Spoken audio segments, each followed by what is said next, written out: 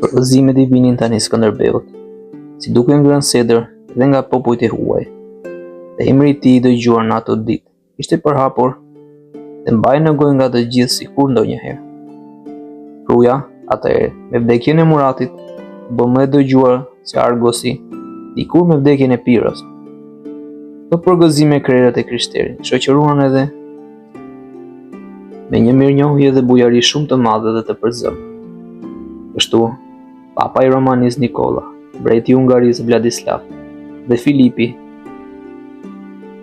duka I Burgonjës, I dërguan si duk, ngrënë sedër një sasi shumë të madhe ari dhe argjendi, sepse e dinin fare mirë që ai, I shkuruar nga dëmet e luftrave të gjata, ishte nevojë për një ndihmë të tillë. Alfonsi gjithashtu, mbreti I Aragonasëve, I cili ua kalonte shumë të tjerëve, idhur me dashurinë për Skënderbeun.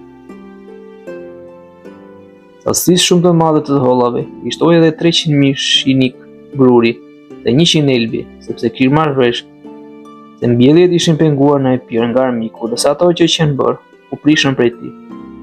Ai dërgoi gjithashtu edhe shumë mjeshtër, në para të veta me qëllim që të rindërtonte muret e Krujës, që e dinte se ishin rënuar nga barbarët. Kastrioti arriti me një mënyrë të mrekullueshme, emrin fitores, me lodrat e ndryshme që organizoi, me bukurinë e tyre. Në Kruj dukej sikur ishte një ushtri tjetër e dytë. Aq e madhe ishte mizeria që kishte rrjedhur atje, atë 4 anët.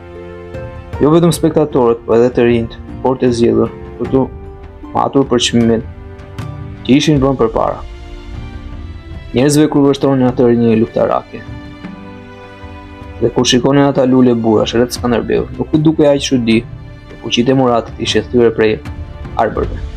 Me të vërtetë, ishte kthyer atëherë përsëri shkëlqimi I lashtë I Maqedonisë, dhe dukej se kishin ardhur prapë, tamam siç ishte dikur, koha tani më të haruar të Aleksandrit dhe të Piros.